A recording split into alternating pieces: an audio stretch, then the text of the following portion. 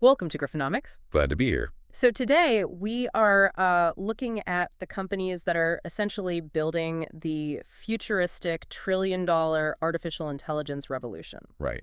And I think to understand how this revolution actually gets powered, we have to look at this old school, seemingly slow-moving company that literally just lays steel pipes in the dirt.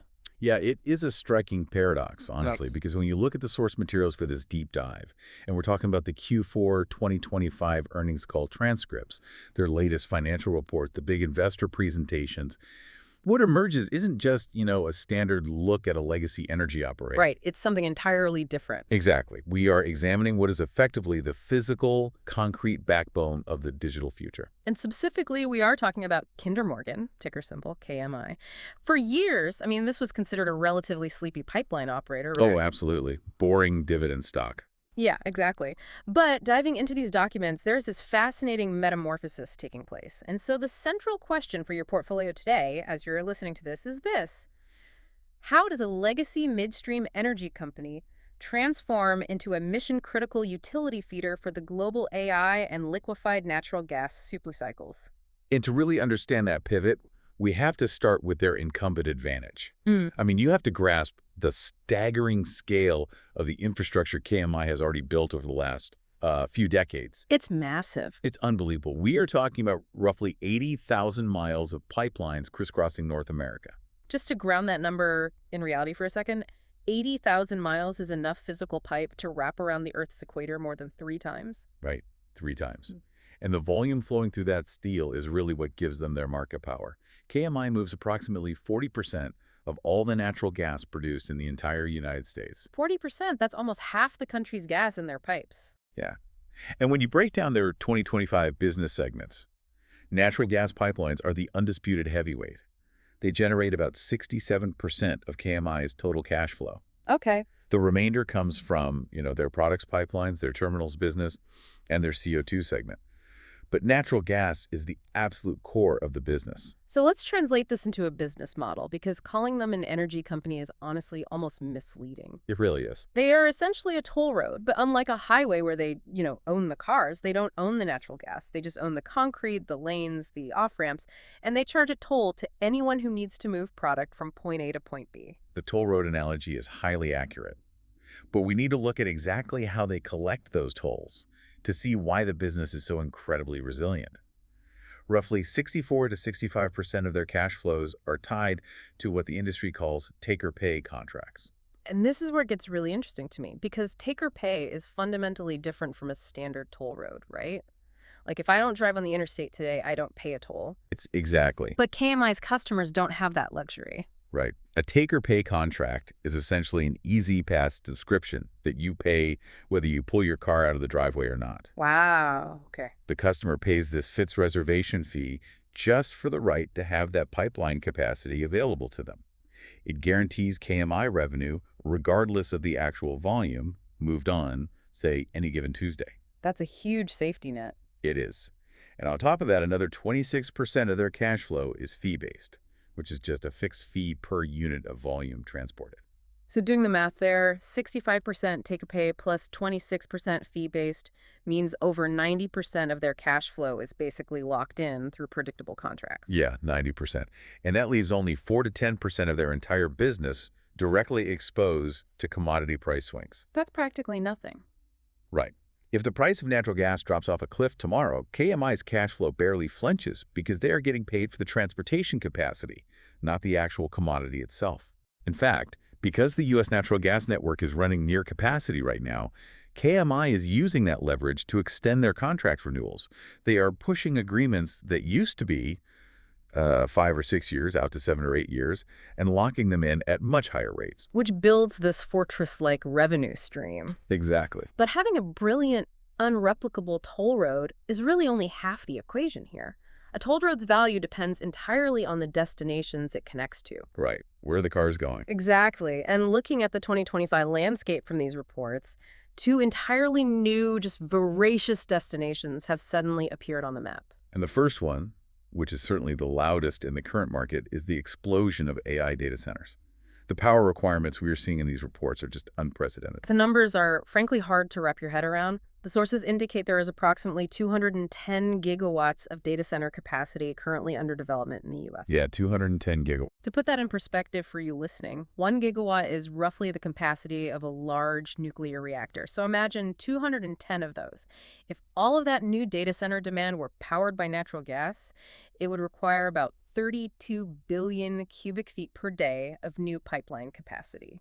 And 32 billion cubic feet per day, or BCF per day, as they say in the industry, is an astronomical figure. Yeah. The entire U.S. right now currently consumes around 90 to 100 BCF per day across all residential, commercial, and industrial uses combined. Wait, all uses? All uses. So we're talking about adding a full third of the country's entire current consumption just to feed AI. But wait, I have to ask, a lot of these tech giants have pledged to be completely carbon neutral. Why are we talking about natural gas pipelines for AI instead of just, I don't know, building massive solar and wind farms? Well, it comes down to the specific nature of AI computing workloads.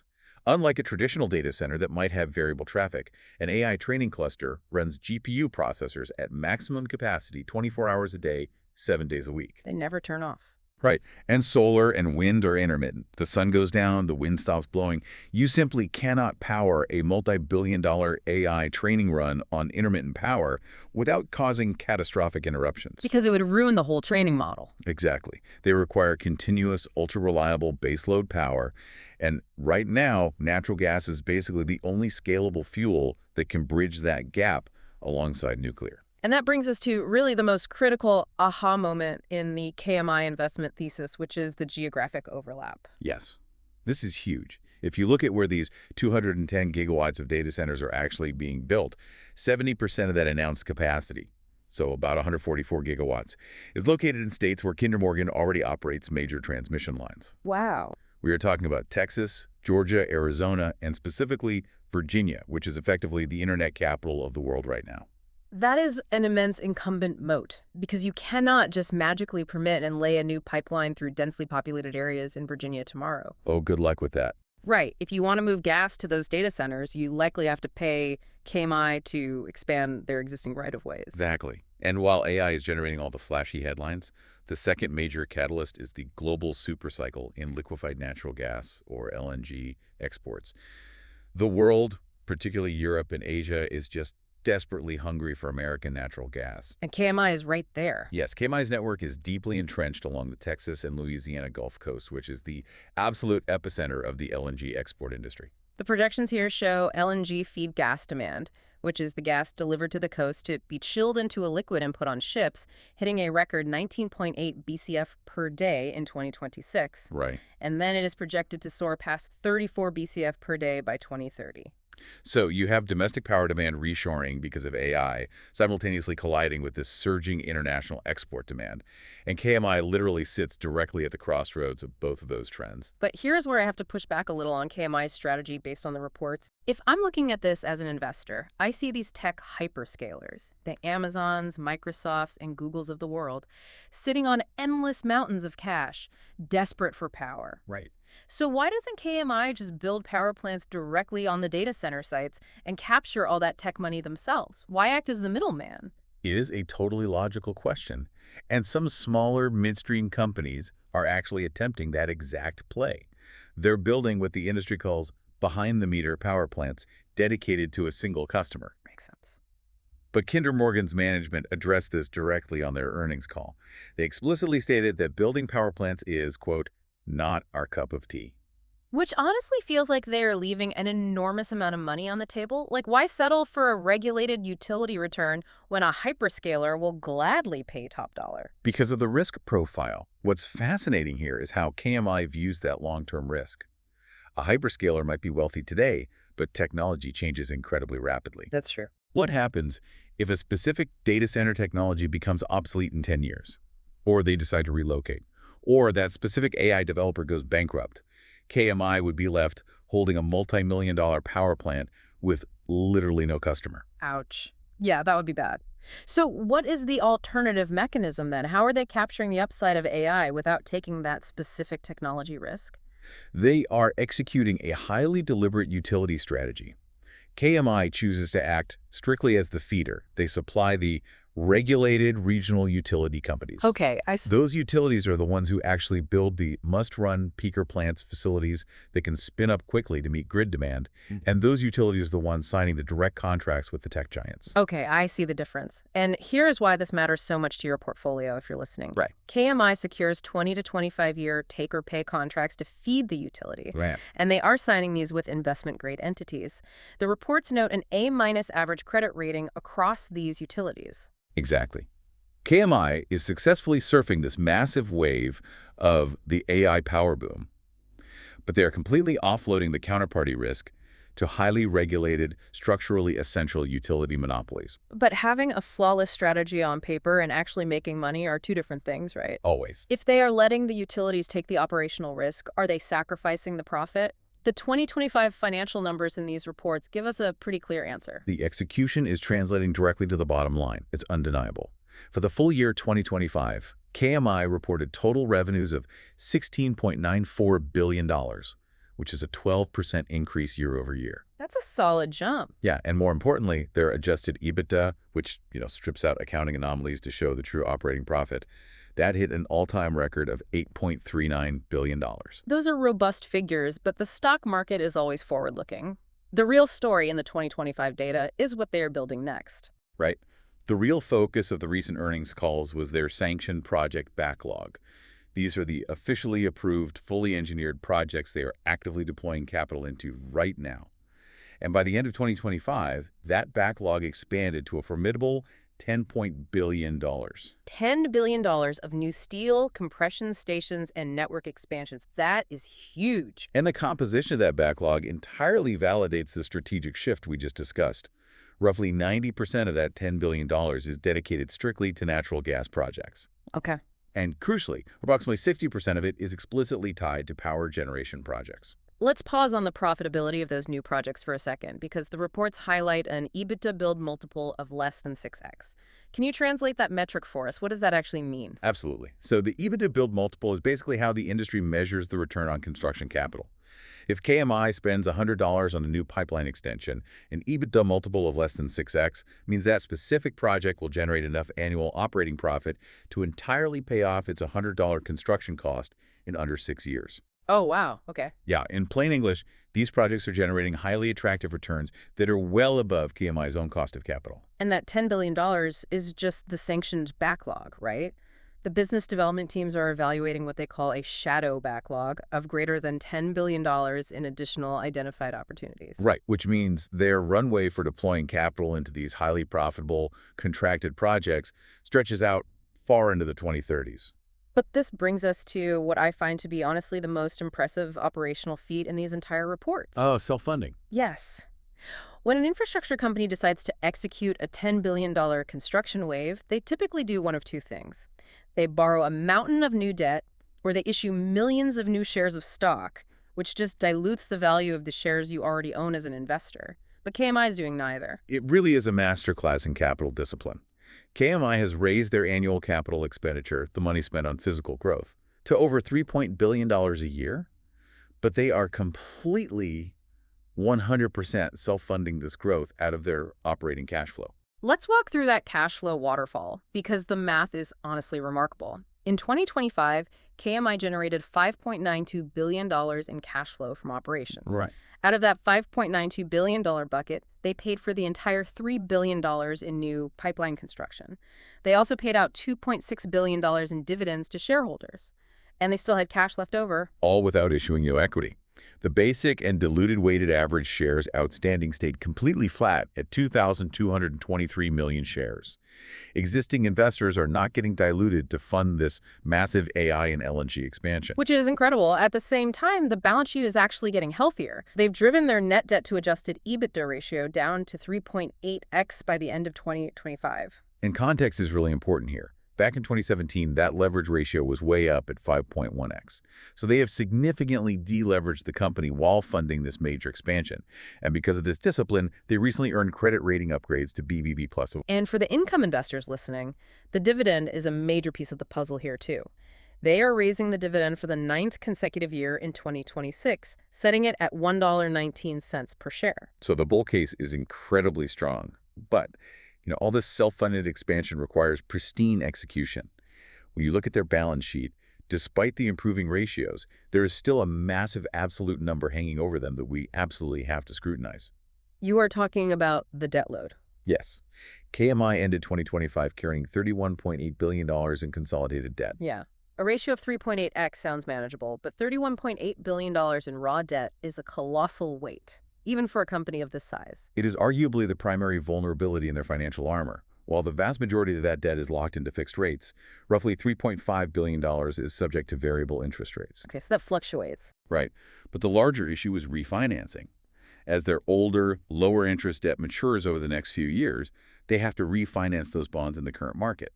If we remain in a structurally higher interest rate environment, the cost to service that $31.8 billion goes up, which directly eats into the free cash flow they rely on to self-fund their growth. And beyond the macroeconomic risk of interest rates, there is the brutal physical reality of their business. I mean, managing a $10 billion project backlog on a spreadsheet is easy. Laying thousands of miles of steel in the mud is incredibly difficult. Execution risk cannot be overstated here.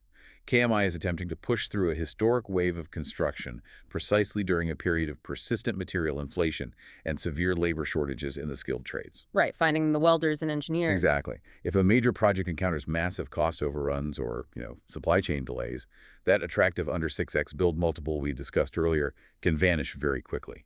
And they are operating in a fiercely competitive environment, too.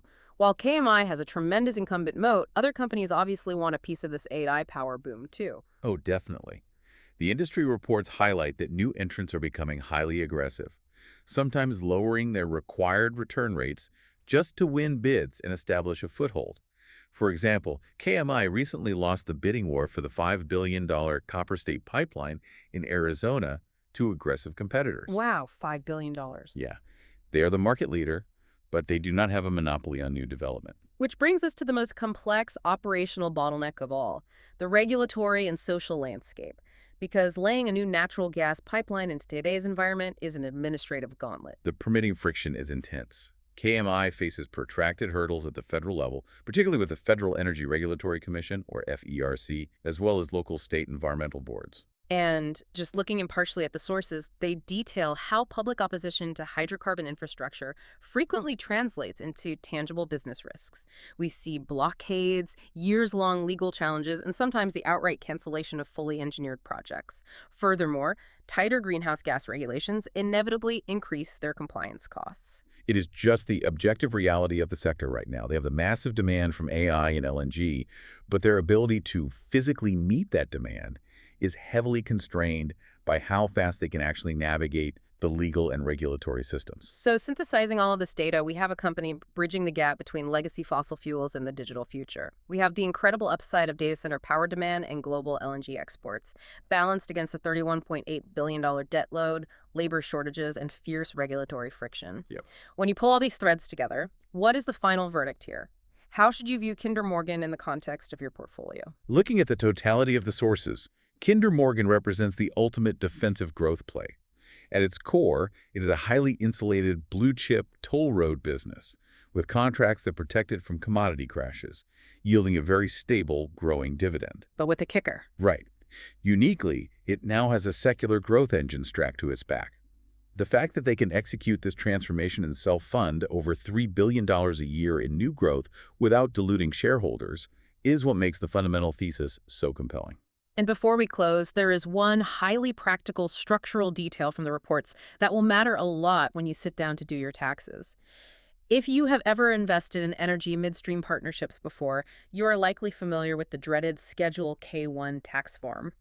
Yes. The K-1 is notoriously complex. They often arrive late, they complicate your personal state tax filings, and they frequently force you to pay your accountant extra just to process them. Exactly. But the KMI reports specifically highlight that because they are structured as a traditional C corporation, they issue a standard 1099 DIV tax form. Oh, that's so much easier. So much easier. There are no complicated K-1s. It is literally just a simple box to check on your tax return, which removes a major administrative headache for individual investors holding this in a taxable account. It is a small detail, but it reflects their broader strategy of making the company as accessible and low friction as possible for the broader market. So we have mapped the massive toll road, we've broken down the mechanics of the AI and LNG supercycles, and we've weighed the heavy execution and debt risks.